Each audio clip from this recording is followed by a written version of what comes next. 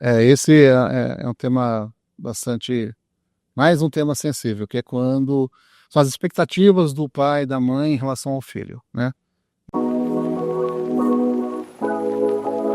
E isso, é objeto realmente de muita discussão, porque o pai ou a mãe, quem quer que seja lá na empresa, projeta, né, no filho, na filha, no parente, um desejo de trabalhar naquela empresa, só que ele ou ela não quer, né.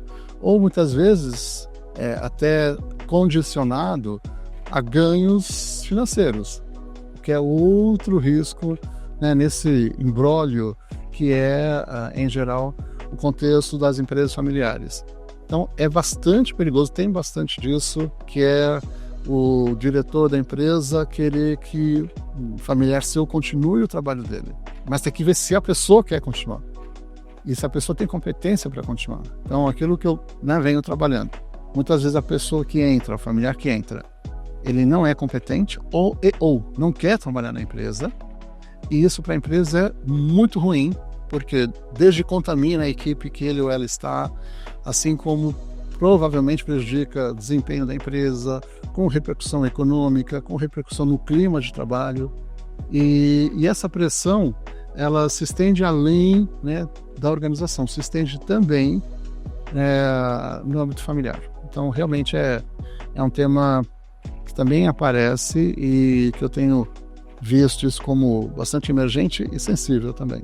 Então, assim, vamos imaginar um caso próximo aí, de um familiar que entrou na empresa porque se formou em administração e o pai quer que ele continue trabalhando na empresa. Só que este filho quer ter uma experiência em multinacional, quer ter uma experiência no mercado, ele quer saber se ele é competente no mercado, muitas vezes ele quer colocar em ação profissional aquilo, parte de algo que ele viu na formação. Então a gente está falando de vocação, a gente está falando de talento, de desejo. E na empresa do pai ou da mãe, né, esse filho, essa filha, muitas vezes não tem esse espaço.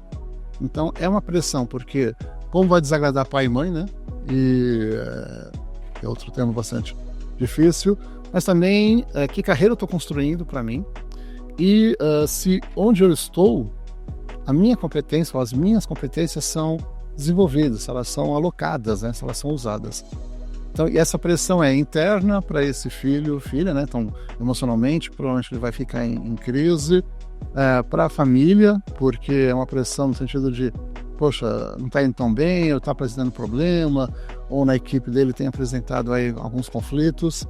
Então, realmente um tema que vai repercutindo em todos os âmbitos, tanto individual, né, dessa pessoa, desse familiar, quanto também para esse diretor, diretora, como para a organização e também na família.